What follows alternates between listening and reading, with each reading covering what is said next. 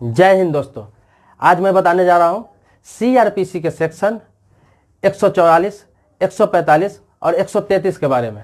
आप लोग देखते होंगे कि अक्सर जो विवादित जमीन होता है, कोई विवादित प्रॉपर्टी होता है या फिर विवादित कोई जगह होता है, तो वहां पर अक्सर 145 लगा दिया जाता है। सीआरपीसी की धारा 145 लगा दिया जाता है और 145 के तहत ही कार्रवाई किया जाता है। और कभी कभी आप सुनते होंगे कहीं भीड़ होता है, कहीं शांति भंग होता है या फिर किसी प्रकार का जुलूस में कोई हल्ला हंगामा होता है या फिर उससे हल्ला हंगामा होने का संभावना रहता है, तो वहां पे धारा 144 लगा दिया जाता है। तो ये 144, 145 और 133 क्या है? 133 होता है अतिक्रमण के लिए। किस प्रकार के अतिक्रमण के लिए, ये सारी जानकारी मैं आपको बहुत ही कम समय में दूंगा। पूरा वीडियो देखिए, पूरे वीडियो में बने रहिए और इस वीडियो को लाइक जरूर कीजिए। आपसे रिक्वेस्ट है, वीडियो को लाइक जरूर कीजिएगा। बहुत ही अहम मुद्दा पर मैं बात करने जा रहा हूँ। तो आपको बताने जा रहा हूँ कि धारा 144, 145 और 133 क्या है और ये क्यों लगाया जाता है। तो आते हैं कि सीआरपीसी की सेक्शन 144 ये कब लगाया जाता है? ये कहीं जुलूस निकल रहा है, कहीं ज़्यादा हल्ला हंगामा हो रहा है, किसी प्रोग्राम में कोई भगदड़ हो जा रहा है या फिर किसी गांव में, किसी समाज में किसी कारण से शांति भंग होने की संभावना रहती है, तो वहां पे धारा 144 लगा दिया जाता है। सीआरपीसी का सेक्शन 144 के तहत कार्रवाई की जाती है। इससे क्या होता है कि वहां पर 5 से अधिक व्यक्ति एक साथ जमा नहीं हो सकता है। 5 से अधिक व्यक्ति एक जगह जमा नहीं हो सकता है। वहां पे कुछ भी 5 से अधिक व्यक्ति मिलकर नहीं कर सकता है कुछ भी, कोई भी कार्य। वहां पर यह चीज की सावधानी बरतनी होती है कि 5 से अधिक व्यक्ति एक जगह न रहे और किसी तरह का हल्ला हंगामा न हो, अन्यथा 144 के तहत कार्रवाई की जाती है और उस बंदे को जेल भी जाना पड़ सकता है। तो उस पर कानूनी कार्रवाई की जाती है। तो अब आते हैं कि जमीनी विवाद होता है, किसी प्रकार का जमीन को लेकर हल्ला हंगामा होता है, किसी कब्जे को लेकर, किसी रास्ते को लेकर या फिर किसी भी प्रकार का प्रॉपर्टी को लेकर, किसी प्रकार का कागजात को लेकर, तो आपस में जो हल्ला हंगामा होता है, मारपीट होता है, तो किसी प्रकार का कोई घटना होती है, तो अक्सर आप सुनते होंगे कि 44 लगा दिया गया, लेकिन वो 44 नहीं होता है, वो 144 भी नहीं होता है। आम भाषा में लोग इसे भी 144 कहते हैं, लेकिन प्रॉपर्टी का जो विवाद होता है, प्रॉपर्टी का जो मामला होता है, प्रॉपर्टी के लिए जो हल्ला हंगामा होता है, उस पर 145 लगाया जाता है। 145 क्यों लगाया जाता है? 145 के तहत कार्रवाई होती है। इसमें यह आता है कि किसी भी प्रॉपर्टी पर, कोई भी प्रॉपर्टी हो, जमीन हो, इसमें होता क्या है कि दोनों तरफ से जब विवाद होता है, मारपीट हो जाता है, हल्ला हंगामा होता है और बात थाने तक जाती है, तो वहां से क्या किया जाता है कि एसडीएम के तरफ से, एसडीओ के तरफ से, एसडीएम एसडीओ आप समझते होंगे, एसडीओ बोलते हैं सब डिविजनल ऑफिसर और एसडीएम होता है सब डिविजनल मजिस्ट्रेट, मतलब कि दोनों वही पोस्ट होता है, लेकिन बिहार में एसडीओ बोला जाता है और बाकी जगहों में एसडीएम बोला जाता है। तो आप उत्तर प्रदेश, दिल्ली या फिर किसी भी स्टेट में है तो वहाँ एसडीएम बोला जाता है और बिहार में देखेंगे, बिहार के हर जिले में एसडीओ बोला जाता है। उनके ऊपर का जो होते हैं उन्हें डीएम बोला जाता है, जिसे डिस्ट्रिक्ट मजिस्ट्रेट कहते हैं। तो इनके द्वारा जब वहाँ हल्ला हंगामा होता है, जब कंप्लेन जाता है थाने में, तो थाने से जब वहाँ पे प्रोसेस में जाता है, तो वहाँ से एसडीओ के द्वारा या एसडीएम के द्वारा वहाँ पे धारा 145 लगा दिया जाता है। मतलब कि वहाँ पे हल्ला हंगामा इस तरह का नहीं होना चाहिए। दोनों पार्टी को नोटिस देकर वहां पर बुलाया जाता है और उस पर कानूनी कार्रवाई की जाती है। जैसे मान लिया जाए, एग्जाम्पल के तौर पे आपको बता रहा हूं कि किसी के जमीन पर आपका कब्जा है, किसी के जमीन पर आपका कब्जा है 10 सालों से, 15 सालों से, 20 सालों से, जो भी हो, तो जिस व्यक्ति के जमीन पर कब्जा है या फिर जमीन आपका ही है लेकिन उसका कागजात किसी ने बना लिया है या फिर उसका कागजात निकल गया है या फिर उसका कहना है कि मेरे जमीन पर कब्जा है, या फिर किसी भी तरीके का प्रॉपर्टी विवाद हो, किराए का विवाद हो या फिर मकान कब्जे का विवाद हो, किसी प्रकार का विवाद होता है और वह व्यक्ति कब्जा छुड़ाने के लिए आपके पास आता है, आपके साथ मारपीट करता है, हल्ला हंगामा करता है या फिर वहां पर आप पर गलत हथियार का प्रयोग करता है,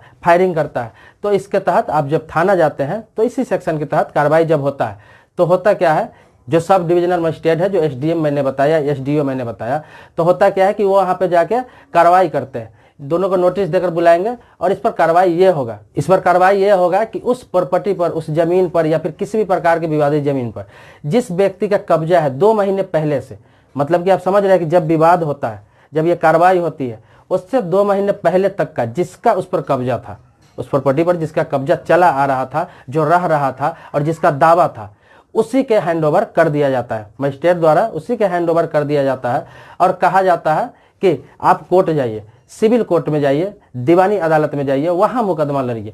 वो कोर्ट जो डिसीजन करेगा, जो फैसला आएगा, फिर उसी के तहत कार्रवाई की जाएगी। अगर कोर्ट का ऑर्डर आ जाता है कि नहीं, यहाँ से वो कब्जेधारी को हटाया जाएगा या फिर नहीं हटाया जाएगा, या फिर प्रतिकूल कब्जा का मामला है, या फिर कोई भी किसी तरह का जब ऑर्डर कोर्ट से आता है, तो फिर एसडीओ या एसडीएम उसी के तहत कार्रवाई करेगा। लेकिन फिलहाल वर्तमान में जब तक मामला कोर्ट में नहीं जाता है, कोर्ट से कोई ऑर्डर नहीं आता है, तब तक एसडीओ एसडीएम को पावर है कि जिसका कब्जा है, जिसका कब्जा वर्तमान में 2 महीना पहले तक था, उसी को कब्जा बरकरार रखा जाए। आप किसी को जबरदस्ती नहीं हटा सकते, आप किसी को पर फायरिंग करके दबाव नहीं बना सकते, आप वहां पर जाकर दबंगई नहीं कर सकते। तो इस तरह का मामला होता है और थाने में रिपोर्ट जाती है, तो वहां से 145 की कार्रवाई की जाती है। सीआरपीसी 145 के तहत कार्रवाई की जाती है उस जगह पे, जिस जमीन पे, जिस प्रॉपर्टी पर, या फिर किसी भी जमीन पर किसी भी प्रकार का प्रॉपर्टी हो, उस पर एक बार 145 लागू कर दिया गया, मतलब 145 के तहत कार्रवाई कर दिया गया, तो फिर उस पर आप कुछ नहीं कर सकते। आपको एक ही ऑप्शन बचता है कि आप कोर्ट जाइए,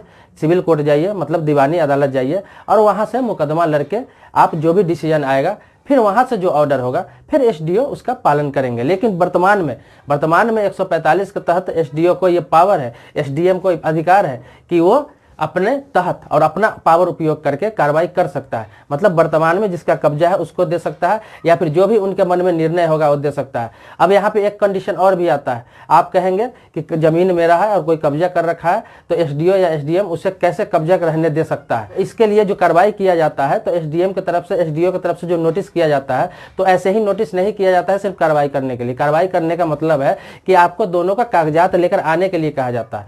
आप दोनों को बोला जाता है कि कागजात लेकर आप एसडीओ या एसडीएम के कोर्ट में आइए और वहां पे प्रूफ कीजिए कि ये जमीन, ये प्रॉपर्टी आपकी है या उसकी है।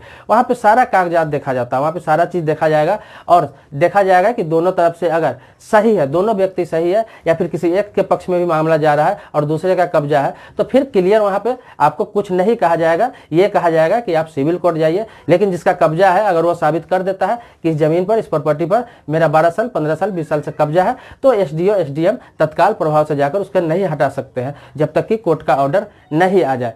तो आपको पहले दीवानी अदालत जाना है, सिविल कोर्ट जाना है, वहां से जो ऑर्डर आएगा तब जाकर आप कार्रवाई कर सकते हैं। किसी को बलपूर्वक ही हटा सकते हैं या फिर पुलिस का सहायता लेकर हटा सकते हैं। लेकिन आप डायरेक्ट कहीं पर जाकर गोली चलाते हैं, फायरिंग करते हैं, मारपीट का कोशिश करते हैं, हल्ला हंगामा करते हैं, तो फिर वहां पर 145 के तहत कार्रवाई होगी। तो मैंने आपको बताया कि 144 और 145 क्या होता है।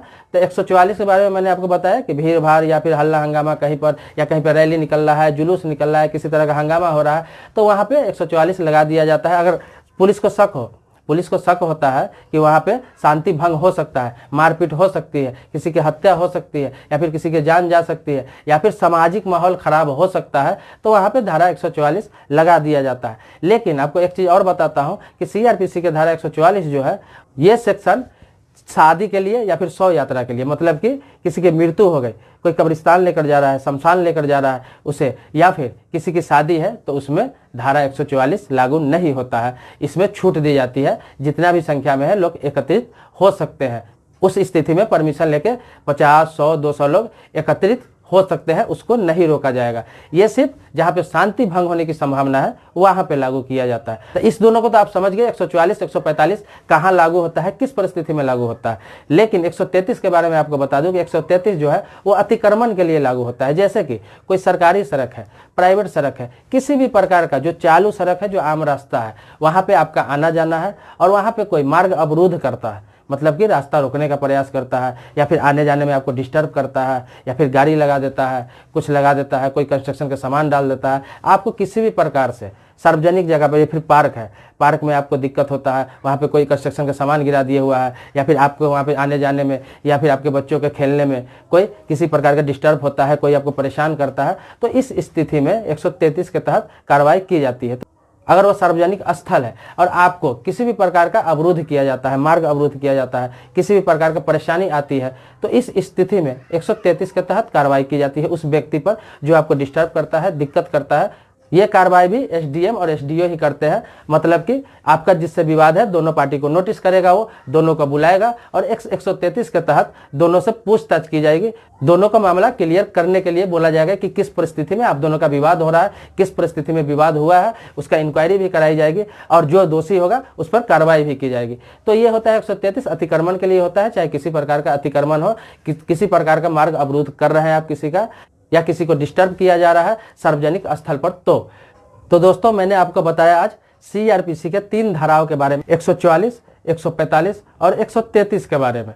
तो सीआरपीसी के बारे में आपको बता दो कि सीआरपीसी बोलते हैं कोड ऑफ क्रिमिनल प्रोसीजर। तो ये सीआरपीसी कहलाता है, जिसके तहत मैंने ये 3 सेक्शन को क्लियर किया हूँ। तो आपको कुछ पूछना है, कुछ और जानकारी लेना है जो मैं इस वीडियो में नहीं बता पाया हूं, या फिर नया कोई सी सब्जेक्ट पर आपको जानकारी चाहिए, तो आप कमेंट बॉक्स में लिखें। कोशिश करूंगा कि मैं आपको कमेंट बॉक्स में ही जवाब दूं। अगर सवाल छोटा होगा तो कोशिश करूंगा कमेंट बॉक्स में ही जवाब दूं। अगर इसी प्रकार से बहुत सारे लोगों का सवाल आता है तो मैं उस पर वीडियो बना दूंगा, ताकि सभी लोगों का सभी का सवाल का जवाब मिल सके। तो इसी प्रकार से वीडियो मैं आपके सब्जेक्ट पर ही बनाता हूँ। ये भी सवाल बहुत सारे लोगों को आए थे, इसीलिए मैं इस सवाल के जवाब में एक वीडियो बनाया हूँ। लेकिन इससे भी आपको संतुष्टि नहीं मिलती है, कुछ छूट गया होगा तो फिर से सवाल कर सकते हैं, फिर नया टॉपिक पर वीडियो बना दूंगा, या फिर कुछ और पूछना चाहते हैं तो उसमें इंक्लूड करके फिर से वीडियो बना दूंगा। तो आप सवाल करते रहें। अगर मेरे चैनल को आपने सब्सक्राइब नहीं किया तो सब्सक्राइब कर लें। अगर आपने सब्सक्राइब कर रखा है पहले से तो इसके लिए धन्यवाद देता हूँ आपको। फिर मिलते हैं अगले वीडियो में, तब तक के लिए शुक्रिया, धन्यवाद।